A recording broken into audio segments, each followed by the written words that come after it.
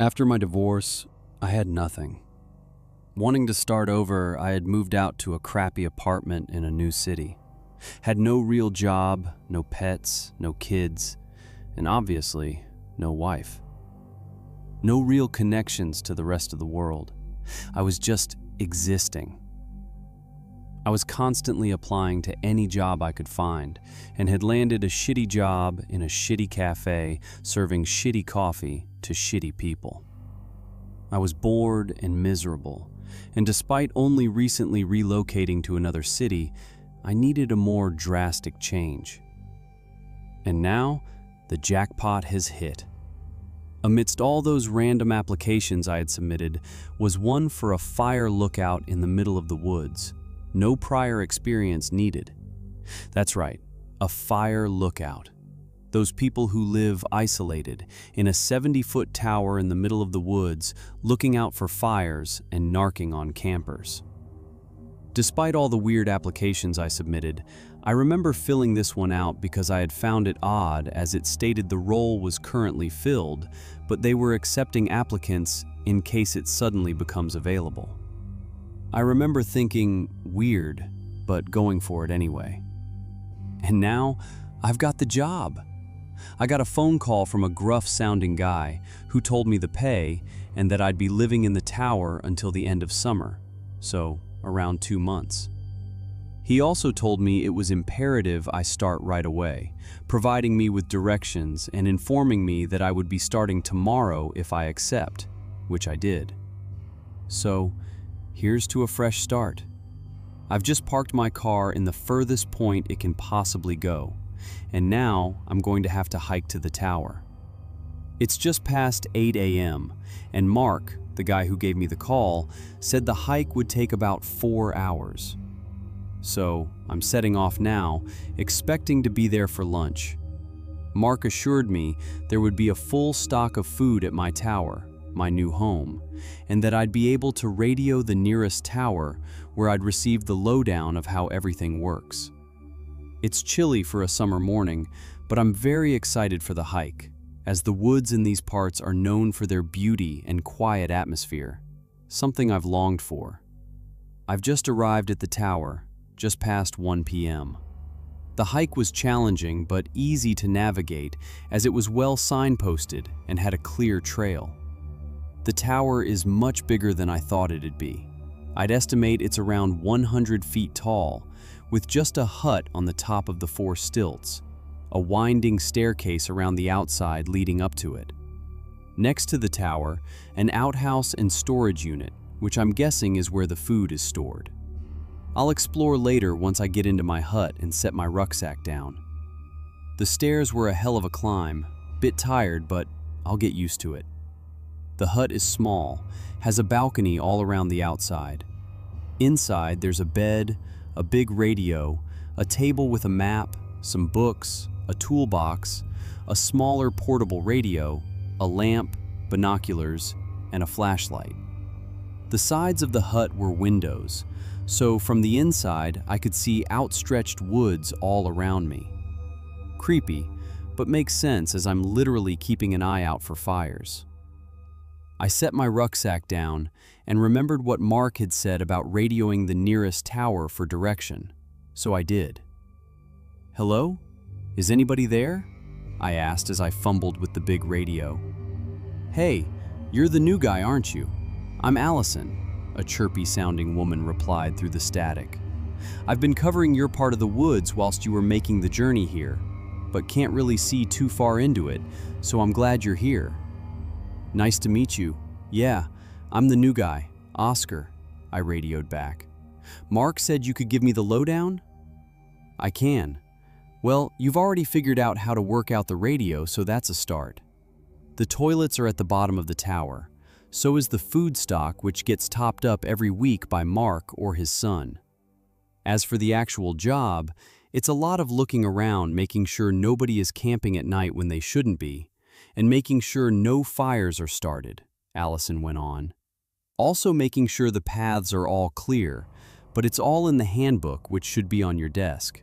Give that a read." "Thanks, Allison. I'll give that a shot and get back to you," I enthusiastically replied.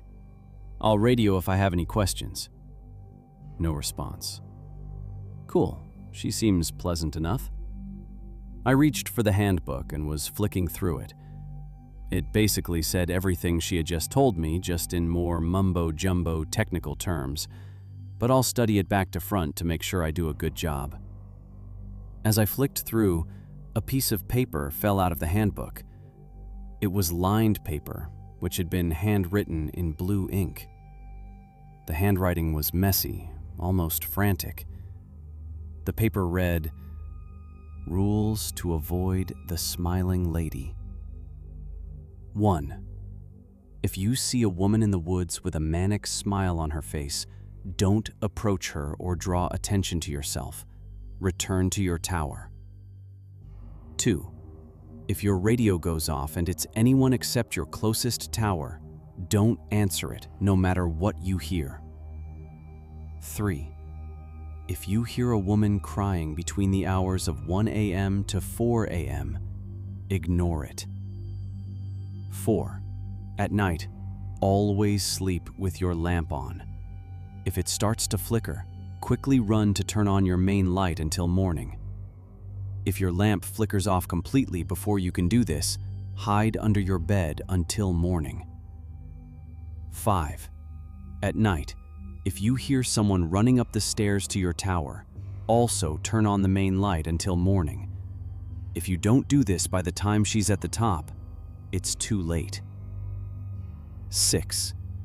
If you wake up and see the smiling woman staring at you through your window, hide under your covers and hold your breath.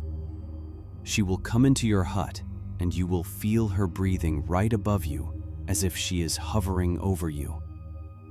Do not breathe. This will last only a few seconds.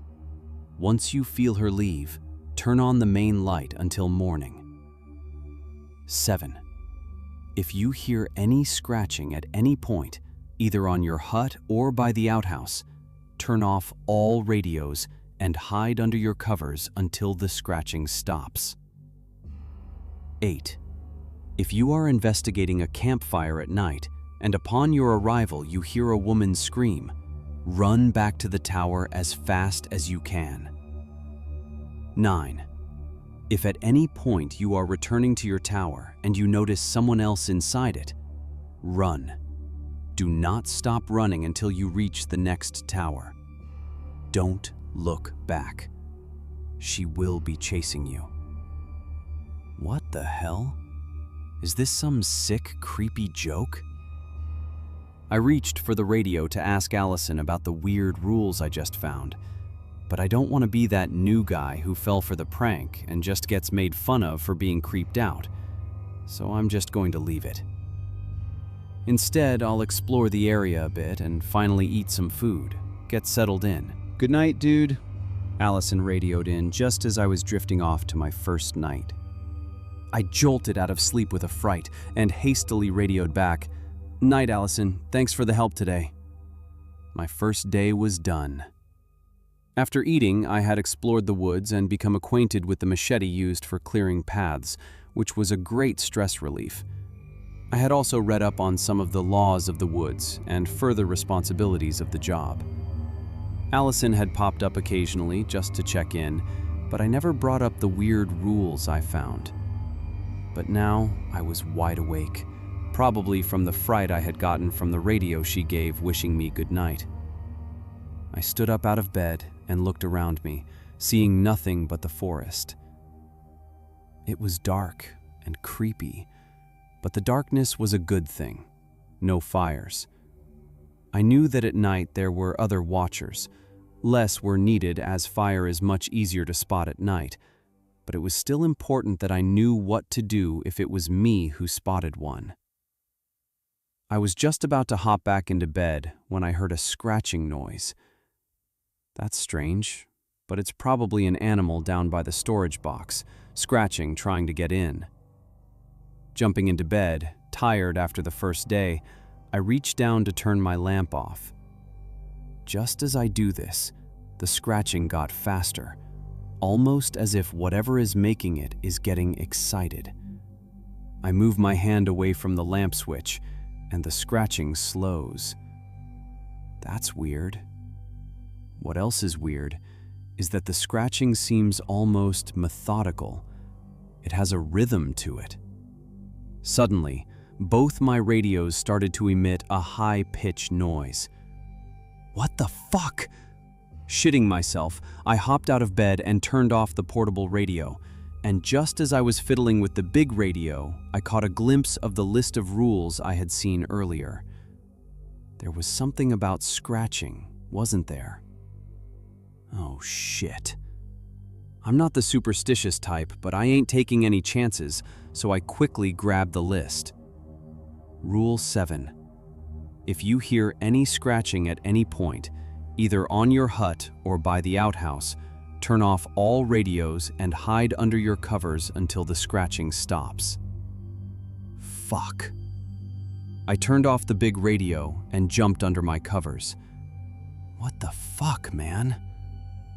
I could still hear the scratching, but it sounded closer. It sounded like it had gone from being a distant noise to being right on the wooden door of my hut. It was weak now, as if whatever was making it was lightly dragging their fingernails across the door frame. I ain't moving. What the fuck is it? It's the next morning. I had eventually fallen asleep under the covers last night. The scratching had stopped, but I didn't move from my covers at all, eventually letting tiredness take over. Looking back, I feel kind of stupid. I'm in the woods. There's a fuck ton of animals and radios can pick up on all types of feedback. I guess it makes sense that the first night was the hardest, trying to adjust to living 100 feet up, alone in the middle of the woods. Ah well, I'm going to make the most of the day today. I'm sure the rest of the nights will be much less eventful. I can't stop thinking about that scratching noise last night. What was it? It has to be an animal, right? Fuck, I hope it's an animal. I'm also trying to not think about that list, but man, it's hard not to. I've brought it with me just in case, although I feel sort of silly doing it. I bet it's a prank. It's only my second day and I'm already being pranked. My mind is racing around the place. Anyways, I'm currently on a patrol, just walking some of the routes and pathways, making sure nobody is camping in any of the openings. It's getting dark, so I think I'm going to head back. I'm just about to take a turn that will circle me back to my tower when I catch the glimpse of a campsite. Here we go, my first real task, telling campers that they have to pack up and leave. This area is for hiking only. I head on over. The campsite has been set up in a large clearing in the trees. There's just a single reddish-yellow tent and a dried-out fire pit. Hello? I call out. You can't be camping here. It's for hiking only. Silence. No reply. I walk closer to the campsite, veering towards the fire pit in case something jumps out of the tent at me. I'm such a wimp. Hello? Is anyone there? Nothing. That's when I start to feel weird. Something didn't feel right. I can't explain it. It was just off. I'm sure whoever has set this up is just hiking and will be back, but it's already almost dark, which made me worry. Wait, there was a rule about this, I think. I took the list out of my pocket and quickly scanned it. Sure enough, Rule 8. If you are investigating a campfire at night, and upon your arrival you hear a woman scream, run back to the tower as fast as you can. Okay, well, not okay, but okay. I've not heard a scream. It's just an empty campsite. There isn't even a live fire. I'll radio Allison. Allison, hey, there's a campsite here. No fire, but no people either. What should I do? Whereabouts is it? Allison replied instantly. I gave her my coordinates after referring to the map, which I had to use my flashlight to view as it was getting to be complete darkness. I got it. It's just on the edge of my zone. I'll head down there now. You just go back to your tower, okay? Allison responded. Right. You sure? I asked. Positive. Head back. Be safe. Okay, she's the pro. I'll radio her asking how it's going when I get back. I was walking for about 30 minutes, almost back at my tower, when I spotted a clear pathway that jutted off into the trees. Weird. I don't remember seeing that on the map. I thought the road I was on had no paths leading off of it. Figuring I had missed it in the morning and that I'd check it out tomorrow, I trudged on back to my tower. Once back, I sat at my desk just staring at the rules. I hadn't asked Allison about them, and don't want to unless something else weird happens. Tonight wasn't even weird. I just found an empty campsite. No woman's scream like the rules warned. I've been sitting here reading the rules for about 20 minutes when my main radio goes off. Hey Oscar, I've dealt with the camper. He says he was taking a shit by some trees and wasn't aware he wasn't allowed to camp here, Allison explains. He must have been doing his business when you were by the site. I'm walking him to his car now. All good. Okay, thanks for dealing with that. Good night, I respond, feeling bad she trekked all the way out there for that, as I got into bed. It's the next afternoon. Last night was fine, no issues. I'm feeling more safe and secure now and have left the list on my table today. I've spent the morning eating, a lot. I think my appetite is growing due to all the walking around. I've just been staring a lot out at the woods from my tower, which is calming. It's time for my late afternoon rounds to make sure nobody is camping, but first I want to check out that weird trail that ain't on any maps. I get to it quite quickly. It's relatively close, and sure enough, it's as clear a trail as any. It's as if it had been maintained just as well as the main ones. I trudge along it, not expecting much. It's a bit downhill, but not a hard walk. I've been walking for about 5 minutes, and I think I can see the end of the trail. And that's all I see, just an end. That's kind of shit. This leads to literally nothing, just a wall of trees. I'm just about to turn back when I see it. There's a small red handkerchief around the branch of a nearby tree. Interesting. I walk up to it, and just as I approach it, I see another one, slightly deeper in the woods, and behind that, another one. Oh fuck, am I about to be an idiot and walk right into a serial killer's trap by following these? Almost as if I want to prove to myself I'm not a wimp, I'm going to follow them. I have gone past 5 handkerchiefs, each plain red with no inscriptions or anything, and am about to reach another. The difference is that this one is on the ground. The rest were all on branches. Past this one, I can't see anymore. That's a bit annoying. Sighing as I reach down to pick up the last handkerchief to inspect it. What the fuck? This is tied around something wooden, kind of heavy. I heave it up. Dirt rises off a wooden door as it reveals a small bunker. This is fucking cool. It's literally about 10 feet deep and 10 feet wide, has a ladder on its wall by where the door was lifted. I shine my flashlight in and can see a sleeping bag on the floor below and a camera. That's it. I climbed down the ladder. It was sturdy, felt like it had been crafted well. In fact, the whole bunker seems pretty clean for being an underground bunker. But there's literally just a sleeping bag in here, and a camera with the charger plugged into the camera itself, but obviously not to any wall sockets as it's a fucking bunker. I pick the camera up and try to turn it on. It's dead.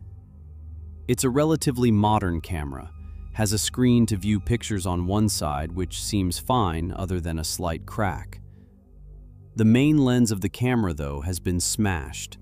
Looks like its days of taking pictures are over. I'm charging this when I get back to my tower. I'm excited to see what's on it.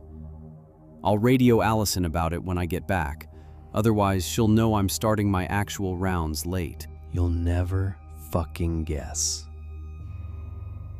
The campsite from last night is back. Hell, it looks like it never left.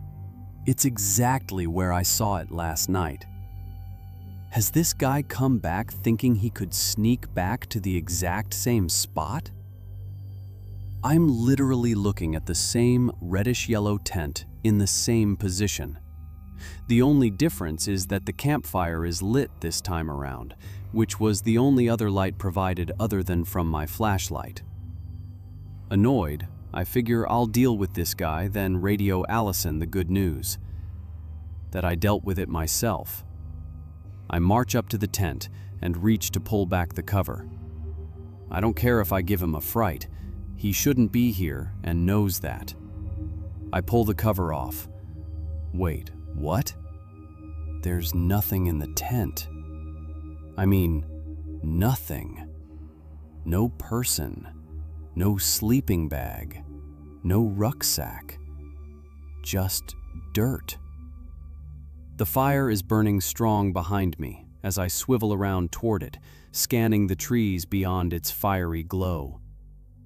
It feels like something is staring at me. I quickly kick the fire and pour what's left of my water on it to put it out. I am literally plunging myself into complete darkness right now. The fire is out. I'm keeping my flashlight pointed at the ground because I can't bear to look at the trees beyond the campfire. Still feeling watched. I reach to radio Allison. A blood-curdling scream pierces the silence, coming from the growth of trees just beyond the campfire. Holy shit! The scream is one that I could never have imagined. It's a scream of pure pain, pure rage. A dark figure bursts from the trees, screaming all the while, and starts to run at me. I only make out part of its silhouette before turning to run myself, but I noted the shape of a human, a woman, with long hair and arms flailing loosely by her side as she sprinted at me. I'm running through the woods that I'm only just coming to learn, staying on the path I know leads back to my tower. She hasn't stopped screaming, still chasing me, the long, drawn-out scream all I can hear, piercing my thoughts. Making a sharp turn on the path, I start to scream myself, although I can't even hear my own over hers. I'm over halfway back to the tower. Do I look back? Holy fuck. I can't. It'll slow me down. What the fuck? The scream is getting louder. She's fucking gaining on me. How the fuck is she still screaming? The tower. I see the dim glow from the lamp I had left on in the hut above, breaching the darkness ahead of me, providing me with hope. I reach the stairs, bolting up them at full speed. The windy staircase is sort of uneven, so I'm stumbling every few steps, but I've yet to lose my balance. Halfway up, I hear her bolt onto the first few steps. She is fast. I can hear it. She is gaining on me. But I think I can make it. I'm at the top. I run into my hut and, as I slam the door, the screams suddenly stop. I'm wedged up against the door, adrenaline pumping, holding my flashlight like a weapon ready to fight. The sudden silence doesn't help. At least when she was screaming, I knew where she was. My ears are still ringing though, as I stay heaved against the door. It's been an hour now since the screaming stopped, and since then, I've not heard a sound. My adrenaline has died, but I'm still fucking terrified. I'm finally going to move from the door and radio Allison, unable to speak before from the fear. If that's a prank, that's fucked up. Although, for my sake, I hope it is a prank. I flick the main radio on. Allison? I anxiously gasp. Allison, fucking answer! After what feels like an hour's silence, but was probably only half a minute or so, I hear a croaky moan. That's not Allison, is it? It was a woman's voice. Sounded in pain. What if that freaky thing that chased me got to Allison? Just as I was about to respond to check up on her, the radio sounded again. What started as another moan got louder, turning into a scream.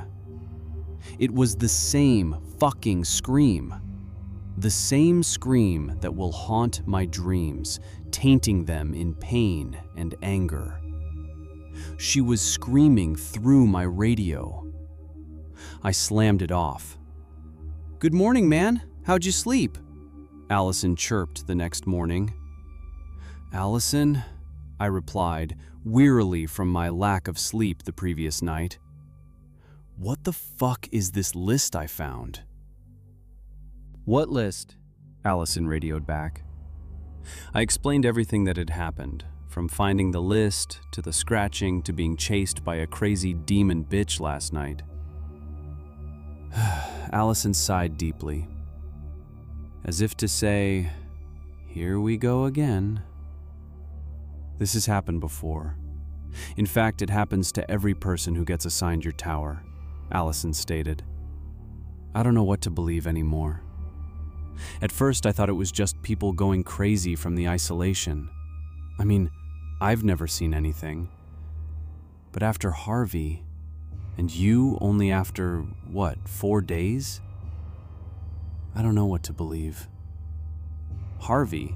I replied. "Who's Harvey?" "The guy before you. He lived in your tower for over a year, refused to ever go home or take a holiday," Allison continued. "He was a tough guy, good with his hands. He always had a project going on. Sometimes, towards the end, I wouldn't hear from him for days. I think he spent entire nights out of his tower. No idea where he went, though." "Towards the end?"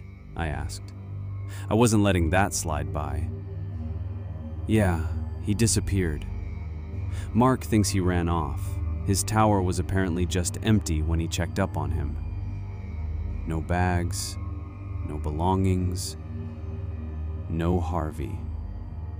But I don't know. Why would he just quit after a year of refusing to leave the woods at all?" Allison continued. "But in the months leading up to his disappearance, he became obsessed with a smiling lady. Claimed he would see her at night. But he never went into detail.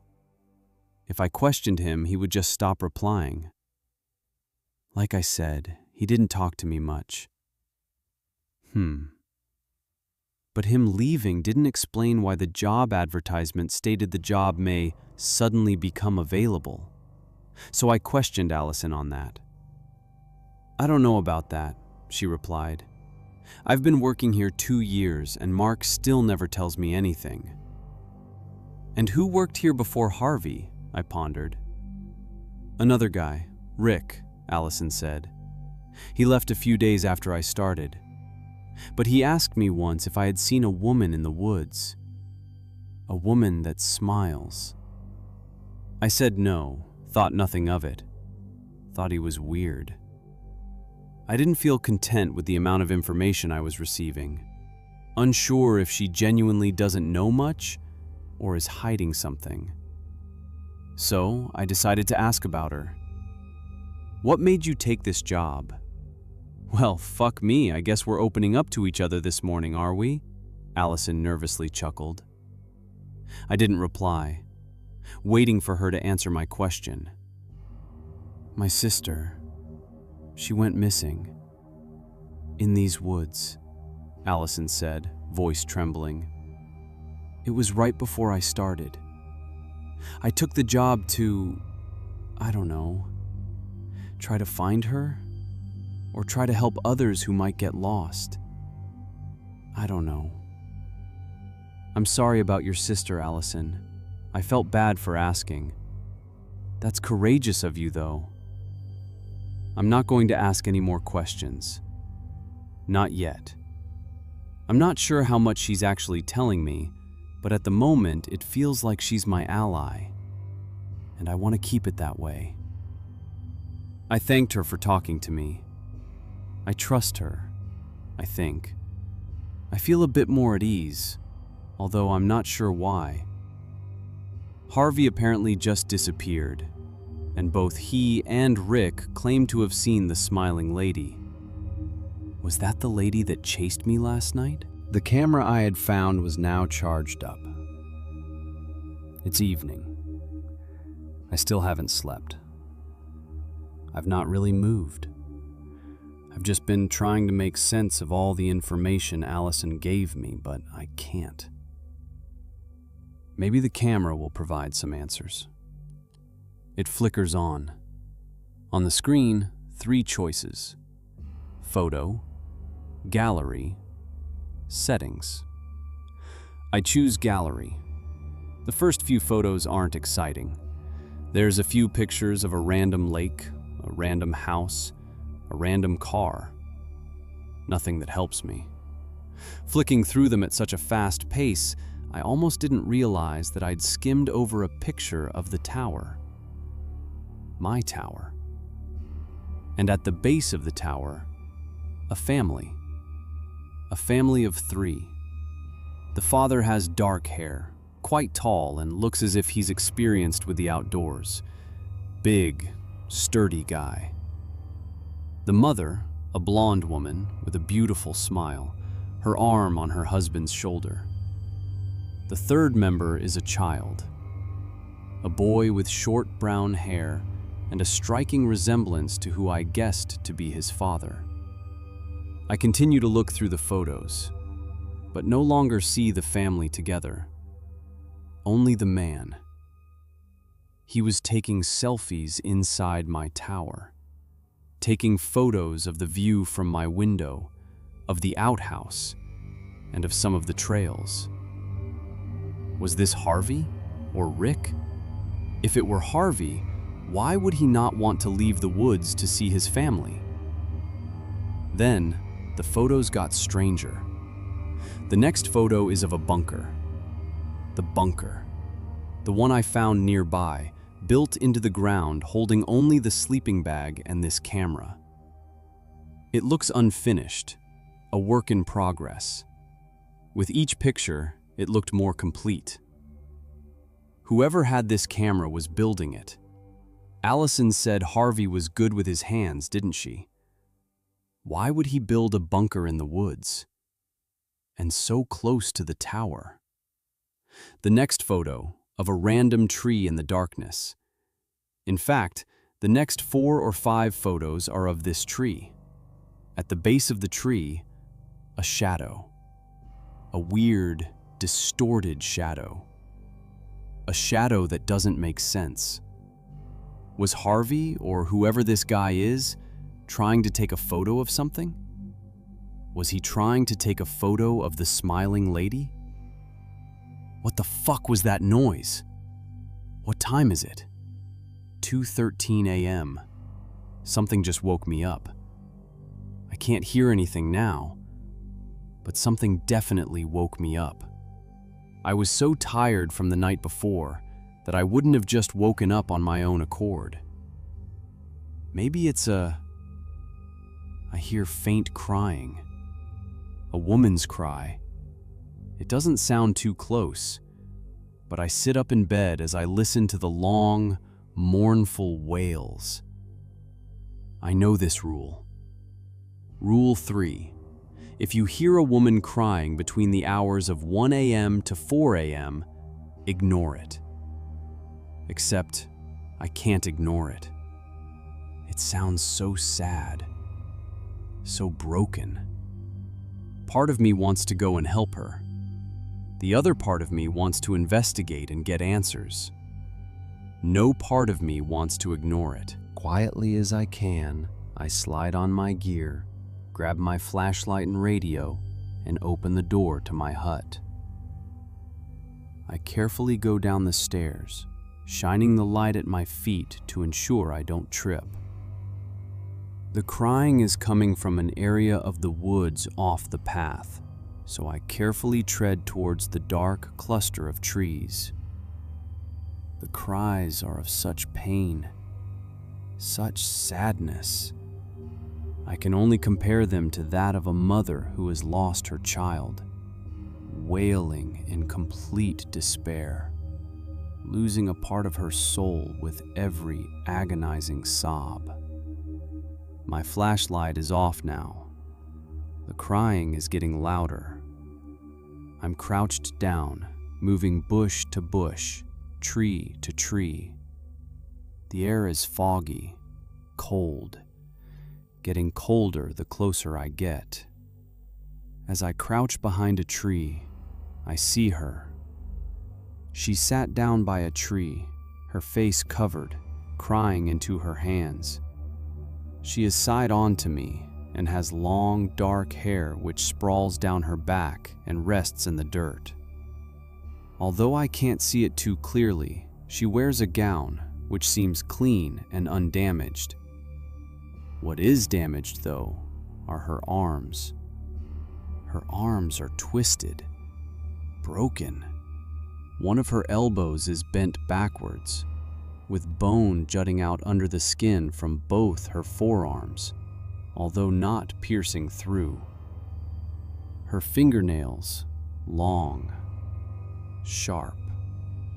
Not an ounce of meat on her. Her body almost skeletal. Her pale white skin glowing in the darkness, hugging her collarbone, accentuating her bony figure. My radio statics, only for a second. I quickly look down to turn it off, and as I do, I realize the crying has stopped. I'm still looking down at my radio. Fuck, she heard me. I can't look up. I feel sick. I force myself and slowly look up at her. She's looking at me. She has hollow, dark, wide eyes. They look lifeless, the whites of her eyes providing a drastic contrast to her dark pupils. Her eyebrows are raised. She's smiling. Her smile is unnaturally wide, spreading across her face wider than what should have been possible, baring all her teeth. Her smile so menacing, dark. On her face, remnants of the tears she had cried, some tears still dripping off her sharp cheekbones and dripping down her narrow neck. Except she wasn't crying now. She looked excited. I'm about to run. I can't look away from her, but I'm trying to convince myself to fucking run. I need to run. I've been staring at her for about half a minute, and she hasn't moved. Her eyes still locked with mine. Her smile, sinister. Just as I'm about to muster the courage to turn my back on her and run, she moves. In one quick motion, her neck snaps to the side with a click, and she crawls into the darkness beyond her. The movement's so fast, her broken arms cracking as she shot away. This is my chance. I turn to run. I run hard. Don't look back. I'm dodging some trees, running into others, but not stopping. Why did she just leave me alone like that? Fuck. There's the tower. I run up the stairs, stumbling into my hut, and slam the door. I hear nothing. From the safety of my hut, I'm looking around the base of the tower, the woods around me, I see nothing. Fuck it. I'm getting under my covers. I turn my lamp on and jump into bed.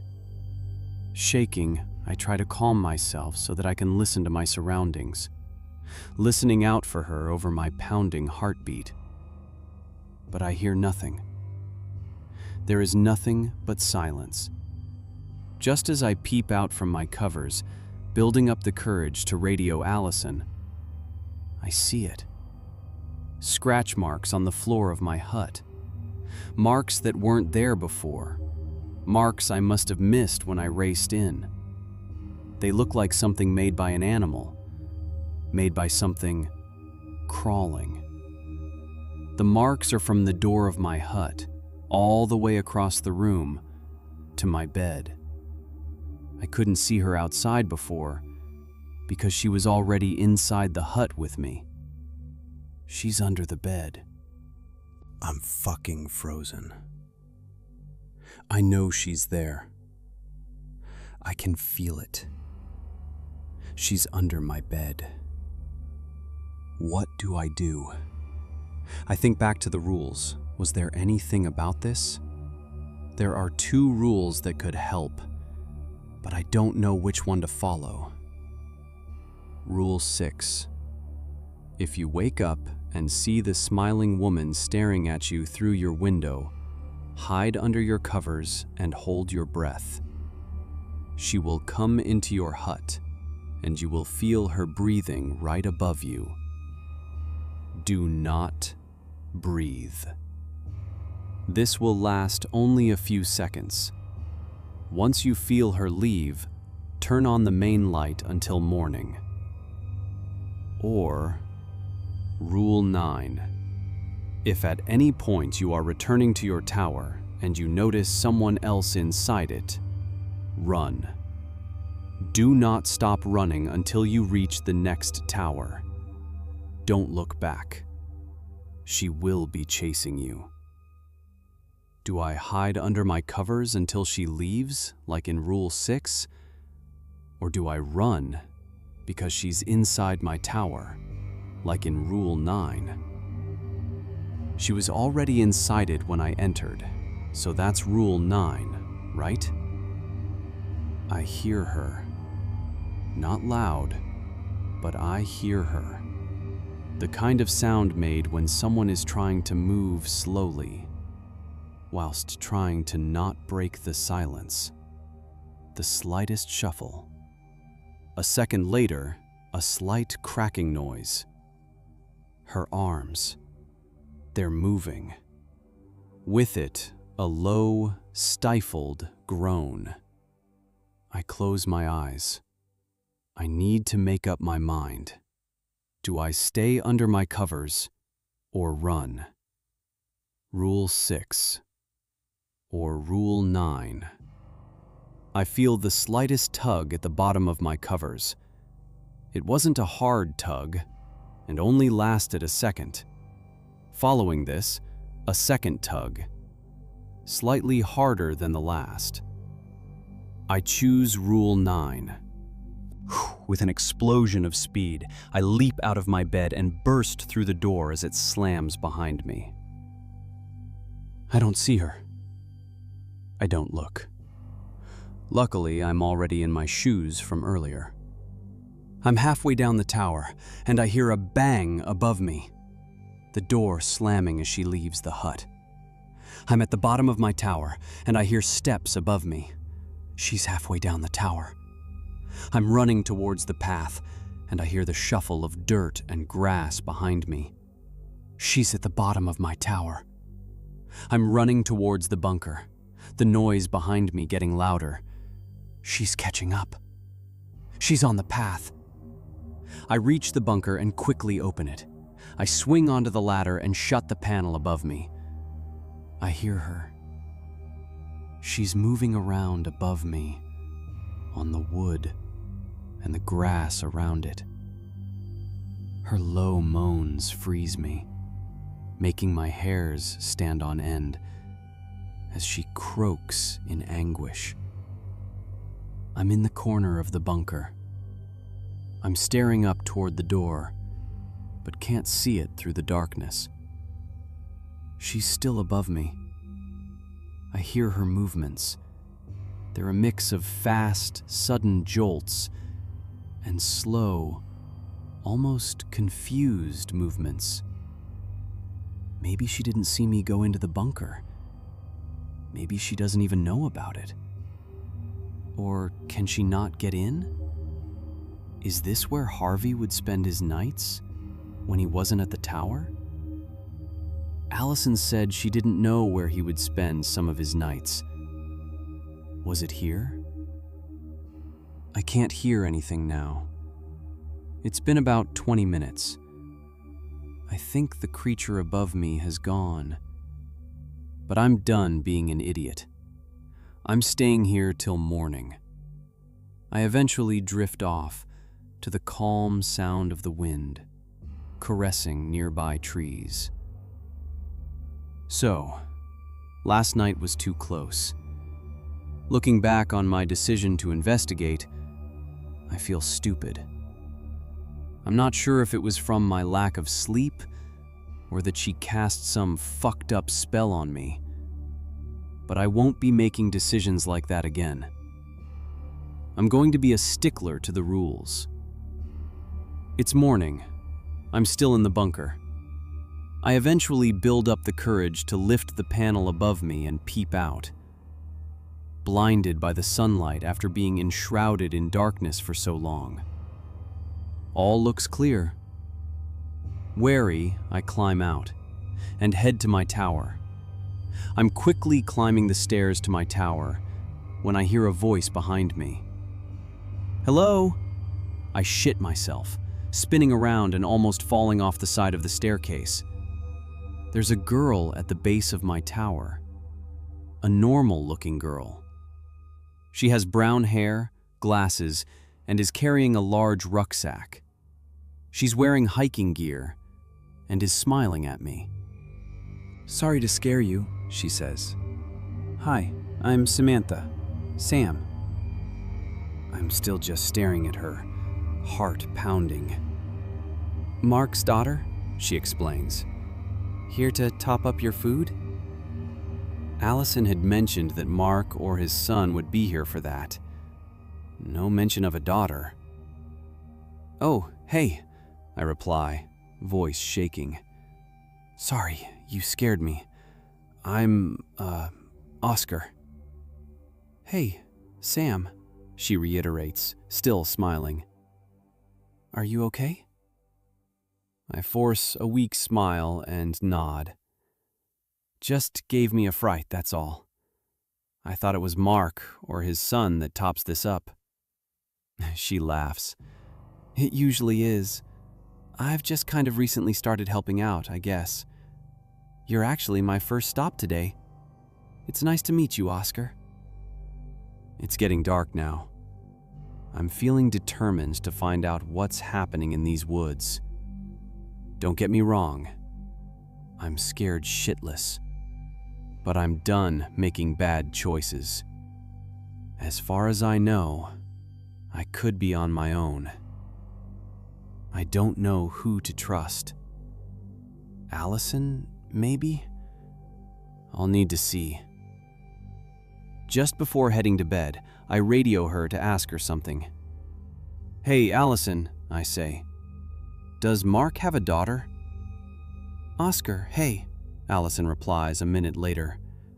I was about to radio you goodnight. I'm not too sure about that. Have only met his son. Why? Okay. I was just wondering. You okay, Oscar? Has something else happened? She asks. I'm fine, Allison. Good night. I'm still terrified, but I know what I need to do. These rules are my lifeline. They will keep me alive, so I need to follow them. I know that now, more than ever. I'm keeping my shoes on when I sleep tonight, just in case. I decide as I turn on the lamp before switching off the main light.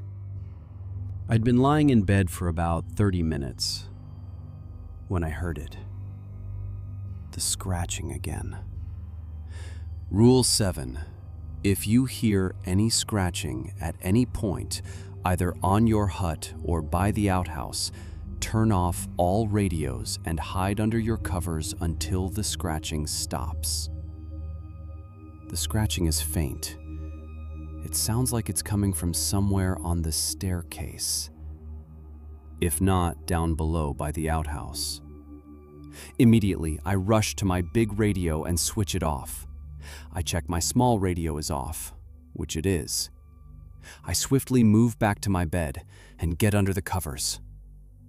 The scratching continues. It gets louder. Each one is slow and long, mimicking the sound of nails against a wooden board. Each scratch is followed by around 10 seconds of silence, then by another one that sounds closer than the last. Soon, the scratching feels as if it's right by me, almost as if it's on the frame of my bed. I hold my breath and close my eyes. Not a rule. I'm just fucking terrified. The next scratch is longer than the rest. It's either on my bed frame or the door of my hut. I don't know. I can't think straight, but I'm not going to move. The scratching has stopped now for about 15 minutes.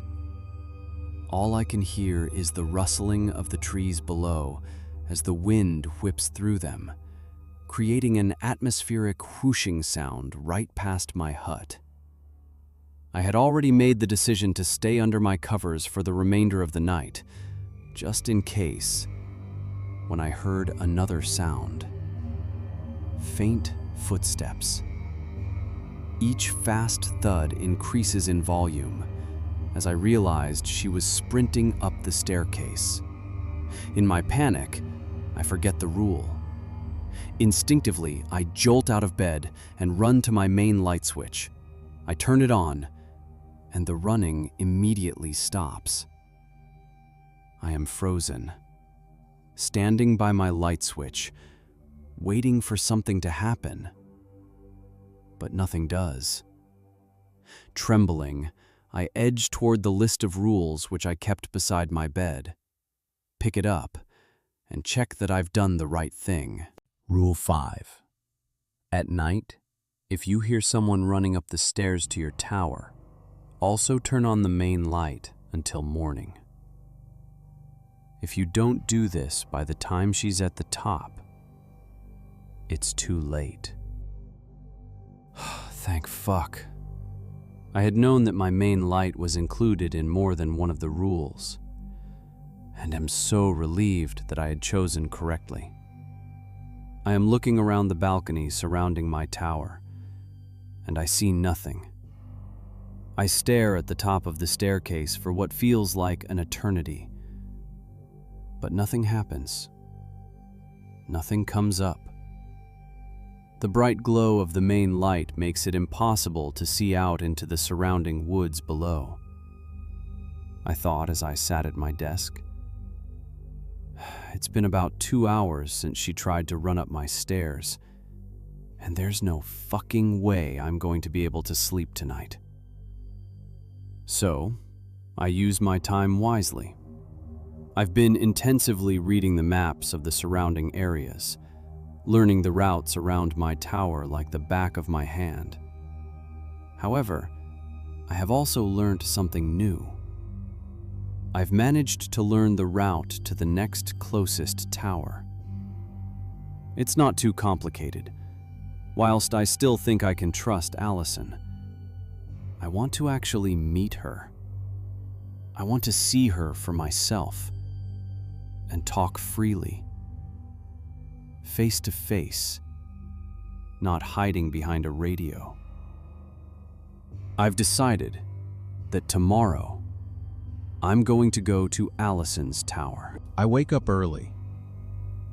I'm only on a few hours sleep, but it'll do. In fact, I'm too driven to even notice. I pack a light backpack, some food, water, flashlight, radio, my map, and my machete. I also bring the camera to see if Allison can confirm if the man in the photos is actually Harvey. The sunlight is peering over the outstretched trees. I've never really taken in the beauty of the sunrise. I'm usually either asleep or scared shitless. But it was beautiful. I decide not to tell Allison I'm coming. Whilst I do feel a degree of trust, I don't want to warn her of my whereabouts, giving her a chance to change or alter anything, just in case. I lace up my shoes and start the trek to Allison's tower. It should only take about 3 hours. The route was relatively direct, and judging from the map, I wouldn't have too many steep climbs or anything. I noticed a stark difference as I ventured out of my zone and into Allison's. Each lookout has a zone. They are to maintain the paths and deal with any issues that may arise within their zone. However, as I made the transition into Allison's, I noticed that her paths were not well maintained. To be honest, they weren't maintained at all. Overgrown trees, bushes, and flora made me thankful I brought my machete as I hacked away and continued along the barely visible paths. It was tiring work, but I wanted to make sure the paths were clear enough to run through should I suddenly need to. I was just losing motivation and starting to get hungry when I reached her tower. It had taken about 5 hours due to the work I had to put in clearing the paths, but I'm here now. The tower is exactly like mine, the same layout with the hut on top of the 4 stilts, huddled within a small opening in the woods. Her outhouse was on the opposite side, but her food bank was in identical position to mine, just left of the tower's base. However, there is one massive difference I immediately notice. What the fuck? The remains of a massive fire pit, like that of a bonfire, around 50 feet from her tower. Surrounded by stones, it looks like one that someone has gotten good use out of. Considering our job is to make sure there are no fires at all in the woods, that's a bit fucking strange, isn't it? I make my way up the tower. I'm relatively quiet as I do so, partly because I don't want her thinking I'm the smiling lady running up her stairs, but mostly because I'm nervous. Upon reaching the top, I can already see the tower has nobody in it. In fact, it looks like it never has anyone in it.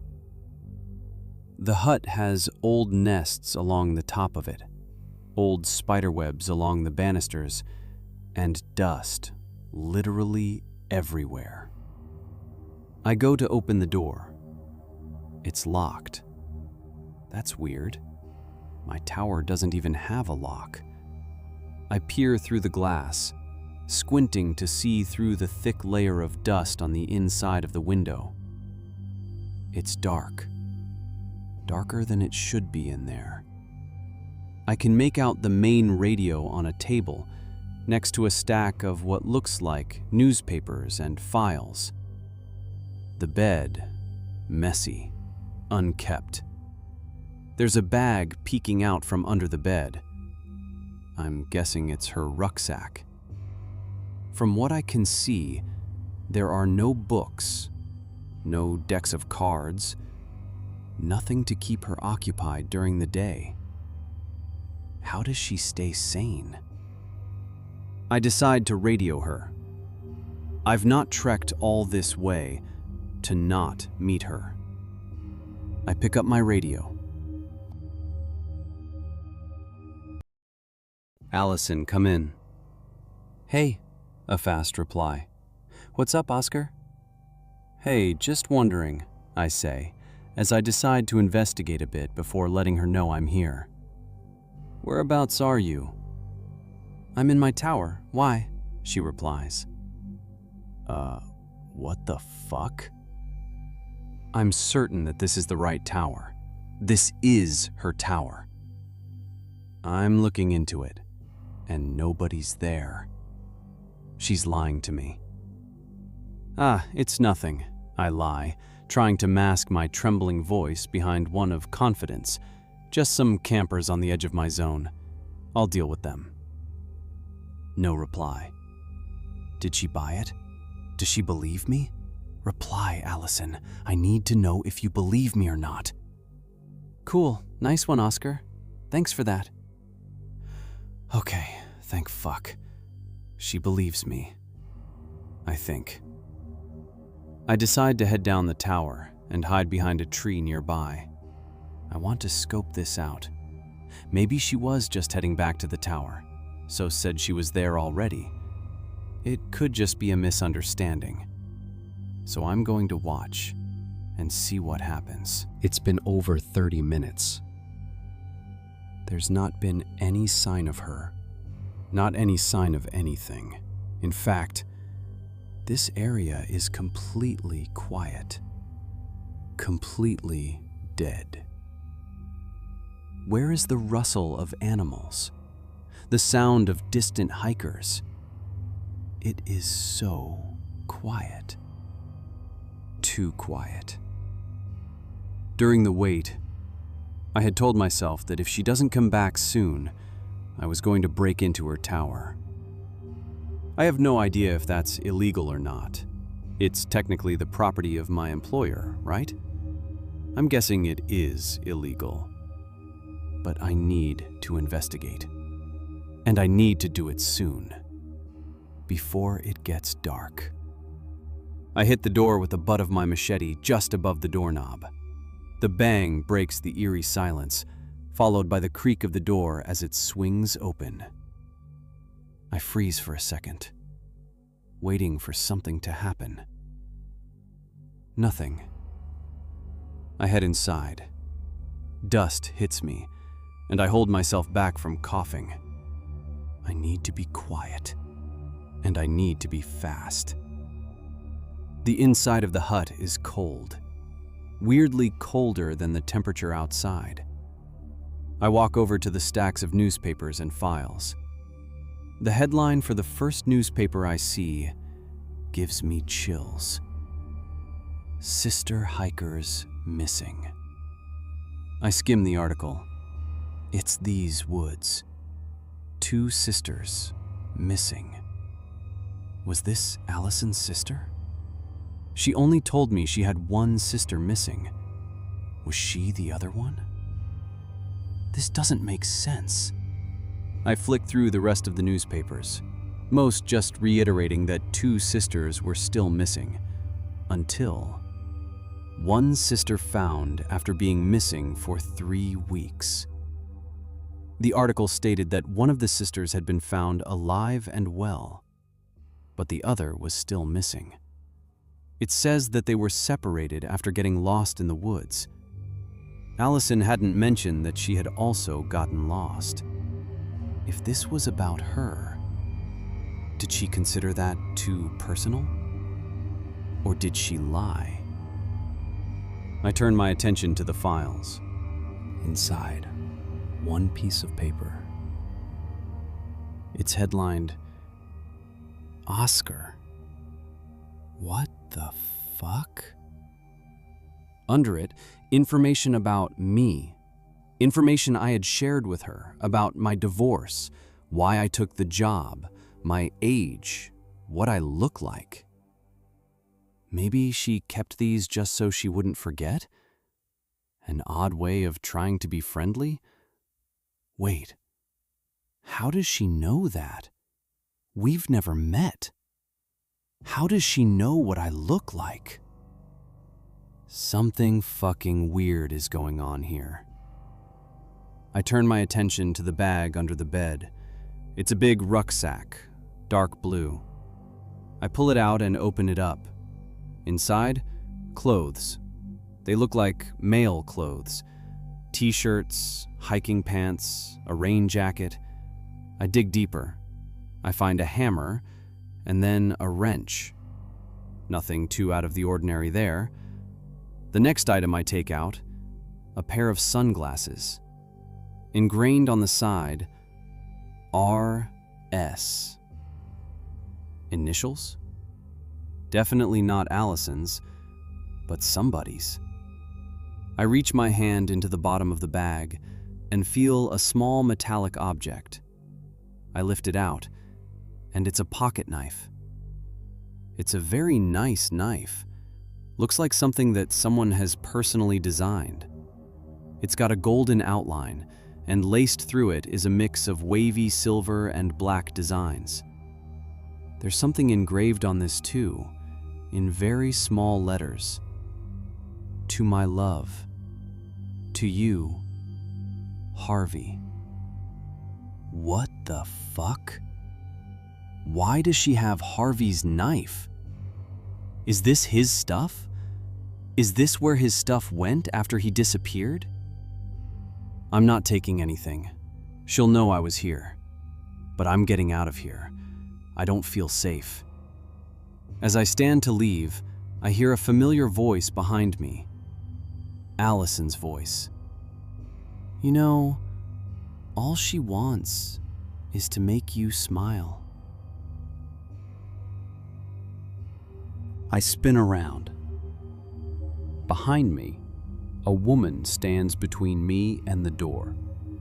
She is slightly shorter than me, with messy, unwashed blonde hair, which spills out at all angles. Her clothes, long, light brown hiking pants, ruined by old dirt and stains. Similarly, her light red checkered shirt, wrinkled, dirty, a rip stemming from the end of one of her sleeves. Her face, normal, or at least human. The bright blue irises of her eyes stand in sharp contrast to their red, bloodshot surroundings. She looks like she hasn't slept in weeks. Her frenzied eyes, screaming insanity, looking at me manically, with her hands drooped by her side. Her frail body is one of malnourishment, one of abandonment. Allison, I stammer. What do you mean? She wants to make me smile. She just wants you to smile, Allison replies, still staring at me with a crazed look in her eyes. Right, Allison. What is going on? I try to act confident. Are you okay? Allison moves toward the bed. I circle around the hut as she does so. I'm now by the door. A good start. She sits down on the bed and looks down at the dusty floor. I see a tear run down her face. This is a broken woman. We went missing, Allison gulps. Both of us. And I got saved, and she didn't. I couldn't tell them what I did, but it was bad. And now she's... What did you do, Allison? I'm ready to reach for my machete at any moment. We got lost, and we were lost for so long. She kept telling me, it's going to be okay, Allison. They'll find us, Allison. But they didn't. Not for so long. And I got so hungry. She was always so positive, always smiling. But food, we couldn't catch anything. Nothing worked. We tried, Oscar. I promise we tried. Okay, Allison. I know you tried. What happened? She looks up. I jump, but she only continues to speak. She was looking at me, smiling, when I pushed her. I pushed her far, off the side. It was a moment of weakness, a moment of hunger. She fell so far. Her arms, they cracked. She wasn't moving. I was so hungry. She died how she lived, smiling. My stomach churned. She killed her own fucking sister. I've heard hunger makes you do crazy things. I've heard it makes you do anything for food. But after I pushed her, I couldn't do it. She looks up at me once more, tears welling in her otherwise frantic eyes. And the next day, they found me. My stomach dropped. They found her. Only a day after that? Whilst I was scared of her, I felt a sense of sympathy for Allison. I couldn't live with that. A moment of madness defining my life forever. And for what? For literally nothing. And then she found me, Allison whispers as she looks back to the ground, another tear rolling down her cheek. Who found you? I ask, hoping it's not who I think she'll say. My blood frozen. My sister, still smiling, still hungry. Allison murmurs. She's taking revenge on me. And she's taking revenge on you. Allison stands up and looks back at me. On all of you. I take a small step back, backing out of the hut, not taking my eyes off Allison. What have I done? She blames you all. You couldn't find her.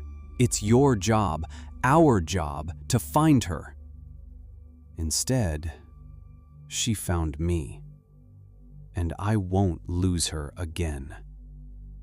Allison starts walking slowly towards me. Allison, I didn't even fucking work here. I had never even been to these woods. I'm starting to panic as I take steps back. Allison, we can get you help. We can get you out. She gets hungrier every time. She's never satisfied anymore. There is no getting out. As she says this, I know why the surrounding woods were so quiet. Harvey even worked out the 10 rules, and she still got to him eventually. Rules not even I can work out. Allison, for the first time, starts to smile. And Oscar? She's so hungry now. She lunges at me with a sudden, piercing screech, arms outstretched. Her weak frame is easy to overpower. I roll her to the side and with a swift movement, push her away from me. She stumbles. Her foot slides off the side of the balcony. She loses her balance, hitting the wooden floor with a thud before falling from the side of the tower. It all happens so fast. I fall to the floor as I push her, mostly out of shock. I hear her hit something on the way down, probably the steps, followed by a solid thud as she meets the ground below. She didn't once scream as she fell. Holy fuck. I just killed her. Holy fucking fuck. I scramble to my feet and rush down the stairs, hoping she's not dead. When I reach the bottom, I see her lying around 10 feet from the tower's base, arms broken, twisted, a small pool of blood oozing from her head and feeding the soil below. Unmoving. I'm running back to my tower, stopping briefly only when the exhaustion takes over. I should be able to get there before it's dark. Fuck this. I'm getting out of these woods. Allison's fucking insane. She attacked me. It was self-defense. She's fucking insane. Something she said is really sticking with me. Harvey worked out the 10 rules. On the sheet that I now know was written by Harvey, There were only 9. What is the 10th rule? This at least explains how Harvey survived for so long. A year. The poor man before him, Rick, who I now suspect owned the sunglasses, only survived a week. But Harvey had 9 rules. 9 ways the smiling lady can get you, and how to avoid her. I'm not sticking around to find out what the 10th is. I'm getting out of these woods. I'm still running back. I can feel something watching me. I see my tower. It's almost dark. I don't know how the fuck I'm going to get to my car. And I don't want to be walking these woods at night. So, I've decided I'm going to sleep at the bunker. I figure that's where Harvey spent his nights when he wasn't at the tower. I figure that's key to how he survived for so long. And it's even saved me before. I'm going to run up to my tower, grab my main rucksack, and go to the bunker. I'm on the verge of passing out from dehydration, so I'm in need of more water, which is also up in my tower. I'll grab my things and go, in and out. I'm in my tower. I frantically gather my things. I turn to leave. I hear something. It's faint, easy to miss, but it's there. I hold my breath and stop moving, listening for what the sound is. Long, slow, quiet sounds. I hear scratching. Rule 7. If you hear any scratching at any point, either on your hut or by the outhouse, turn off all radios and hide under your covers until the scratching stops. You're fucking kidding me. She knows. She knows I'm trying to leave. I'm frozen in place, hoping the scratching will stop, knowing that if it doesn't, I'll have to follow the rules. I turn to my radio. Over it, in the woods directly below, I see a face. A pale, white face. The same stringy dark hair dangling from her head. The same wide, sinister smile stretched across her face. Her white skin, illuminated by the surrounding darkness, I see none of her body, just her face emerging from the black of night. She's looking up at me, her eyes, excited, locked with mine. She knows I'm trying to escape. I have to spend one last night here, and I feel like she's going to do everything she can to get me. I break our gaze and turn the radios off before jumping under my covers. What Allison said to me is ringing in my mind. She's so hungry now. The scratching stops. Shortly after I go under my covers, I can literally feel her hunger in the air, looming above my tower, focusing in on me. I peek from my bed once I'm certain that the scratching noises have stopped. I don't want her to catch me off guard. I want to be ready for anything she throws at me. I stand up and circle around the balcony of my hut, scanning the surrounding area. Where she stood before, she no longer does. I knew she was fast. Previously, she had beaten me back to my tower when I found her crying in the woods. She could be anywhere. I turn back to walk into my hut. I'm looking out one of the windows as the reflection of the dull lamp starts to flicker behind me. Shit. Rule 4. At night, always sleep with your lamp on. If it starts to flicker, quickly run to turn on your main light until morning. If your lamp flickers off completely before you can do this, hide under your bed until morning. My eyes adjust as I look at the reflection of the lamp, and she's there, right in front of me, through the glass, standing on my balcony. It's her broken arms distended, her straggly hair wet, her eyes large, her smile wide. Rule 6. If you wake up and see the smiling woman staring at you through your window, hide under your covers and hold your breath. She will come into your hut, and you will feel her breathing right above you, as if she is hovering over you. Do not breathe. Once you feel her leave, turn on the main light until morning. The lamp flickers once more, then shuts off, plunging me into darkness. I have 2 rules that I need to follow. 2 conflicting rules. I can't look away from her, but I know I have to turn on the main light. Her neck suddenly snaps to the side, and she starts to walk fast. I mean, fast.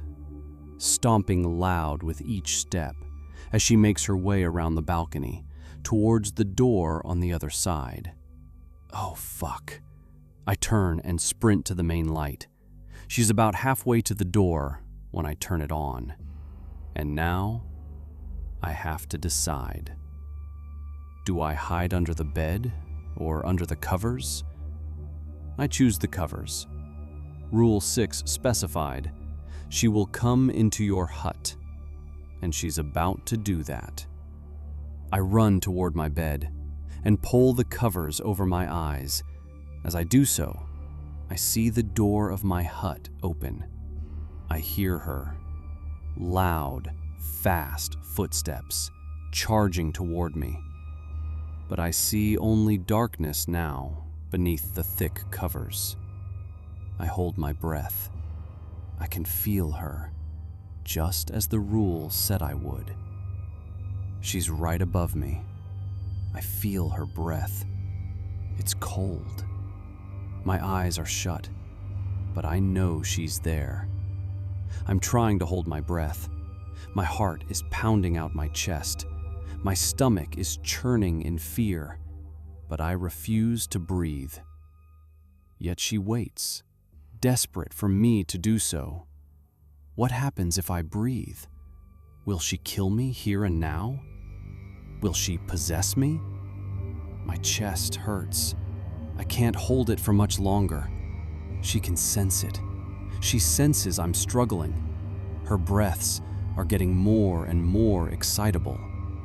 I feel her hair dangling either side of me, wet from above the covers.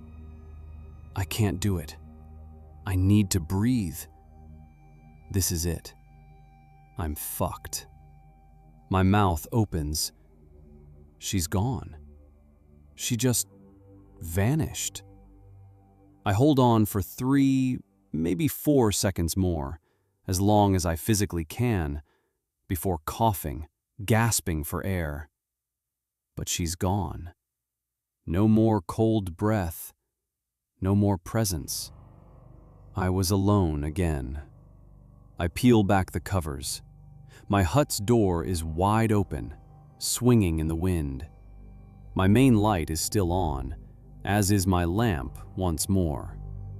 Did she use the flickering of the lamp as an attempt to make me fuck up? To choose the wrong rule? If I had chosen to hide under the bed, would she have killed me? It's been quiet for a few hours. My main light is still on. So is my lamp. I feel slightly safer, but I think that's her game plan, to lure me into a false sense of security. I'm not letting my guard down, and thank fuck I didn't. I see a campfire. right by my tower.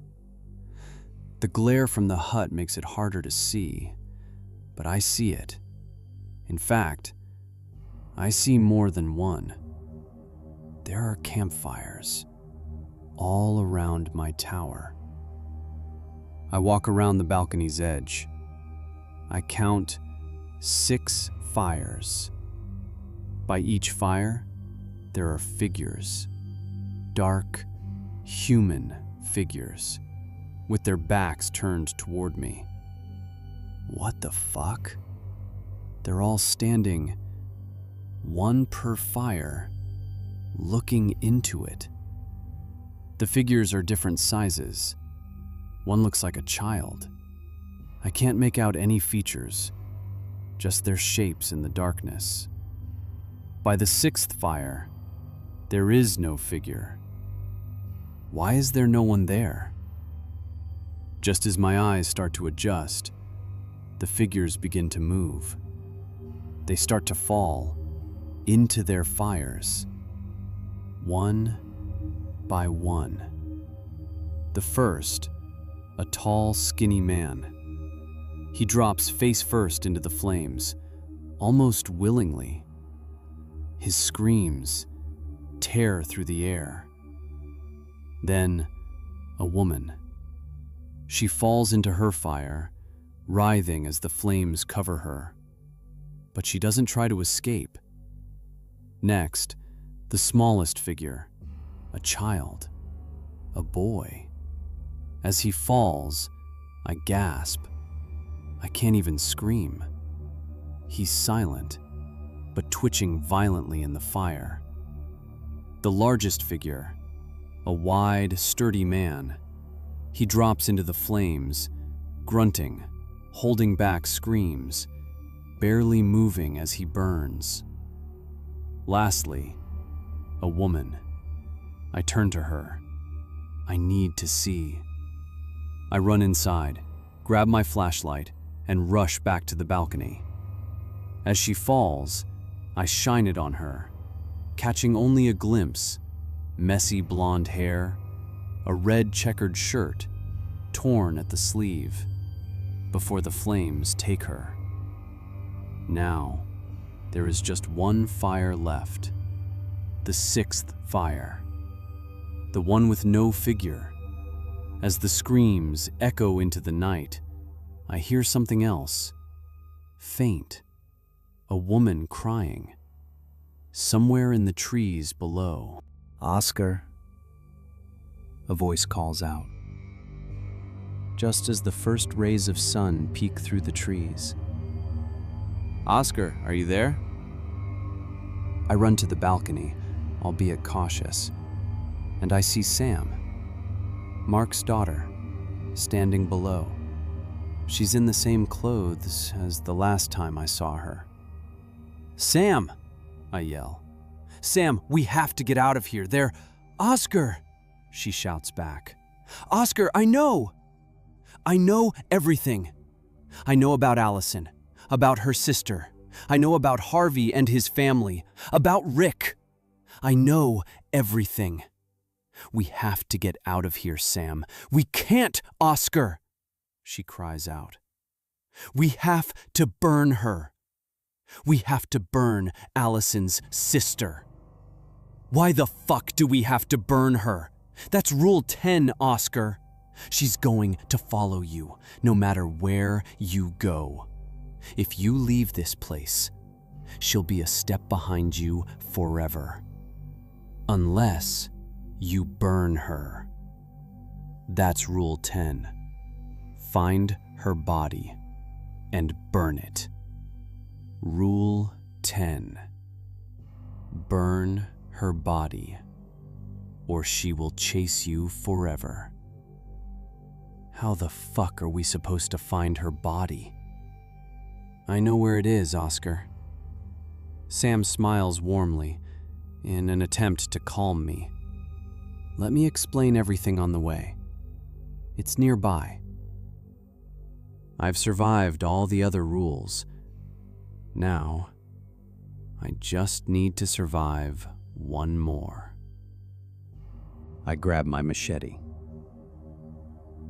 It makes sense now that the smiling lady follows you out of the woods. That's why Harvey couldn't leave. And that's why neither could Allison. That's why Allison said, "There's no getting out." Because there isn't. Unless we burn her. And Sam, Allison said Mark didn't have a daughter. But was that just to throw me off? To turn me against a potential ally? Either way, I don't fully trust Sam. Not by a long shot. Definitely not until I hear what she has to say.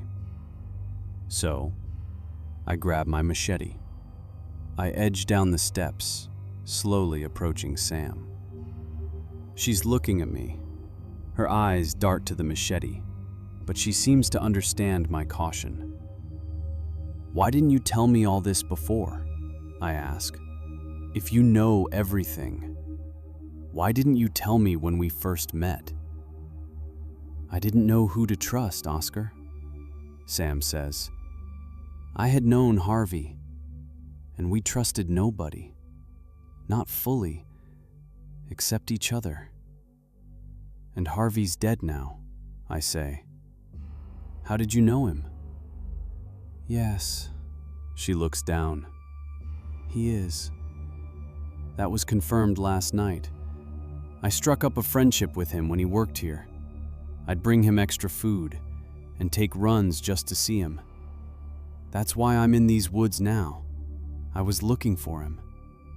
But after last night, it's clear, yeah, he's dead." "How was it confirmed last night?" I ask.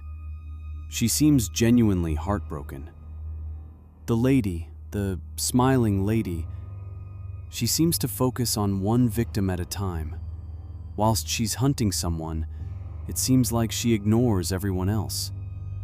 That's why Allison kept feeding her people, so that her sister wouldn't turn on her. My breathing is heavy, my heart racing. Last night, I was out looking for Harvey, as I've been doing. I saw the fires around your tower, and I saw those figures falling into them. People she's taken. One of those figures resembled Harvey, and some of the others, his family. I saw the sixth fire, the one she made for you, and I heard her crying to try to lure you out. She focuses on her prey, one at a time, which confirms that you're her target. She's already got Harvey. She never gives up on her prey until she gets them. And it's you now. You have to burn her. But I killed Allison, not her. I pushed her when she attacked me. So why did I see her fall into a fire last night? I'm shaking. I hadn't actually said aloud that I had killed her before. Yes, I thought you might have. Sam replies, the smiling lady wouldn't have attacked her whilst she was focused on you. But it doesn't mean that since Allison's death, the smiling lady hasn't taken her, hasn't eaten her. She's always hungry. It's all she cares about. Why don't you just burn her fucking body? I shout. This is fucked up. I'm desperate for a way out of this nightmare. It has to be you. It has to be the one she's hunting. I fucking tried, but I only found her body after Harvey disappeared. Whenever I try to burn it, the flames won't light. I don't fucking understand it, but I know it has to be you. She lit a fire for you last night, and it has to be you who lights hers. How the fuck can I trust you? Tears rolling down my cheeks. It made sense now. Why she was looking for Harvey. She needed him to burn the body. I hid in a bunker last night, Sam says quickly. That's how I'm here so early. It was Harvey's bunker, Oscar. The smiling lady doesn't know about it. That's how he survived so long. I can show you where it is if... I know where it is. I have no choice. I have to trust her. I have to burn the body. I quickly go upstairs and grab my backpack. Inside, I put my lighter and a canister of kerosene. I'm going to follow Sam, but I'm not letting go of my machete. Of course. It's in a fucking cave. On the way, Sam tells me what happened. That after being pushed, Allison's sister crawled here, trying to find shelter, but died inside the cave. She says that's why I saw her crawling, because the smiling lady is replaying her final moments over and over again. That's what drives her hate. And the smile? It never left. Allison said she was smiling when she pushed her. We reached the cave. It's carved into the side of a steep hill, a dark crevice in the rock. I shine my flashlight inside. I don't see much. It's narrow, tunnel-like, about 8 feet across, maybe 15 feet tall. Not much room to move. Not if something goes wrong. I can't see where it ends. We step inside. She's near the end of the cave, Sam whispers. There's a turn, maybe 300 feet in. We should be safe. I've never seen her ghost in the day. She trails off. She leads the way.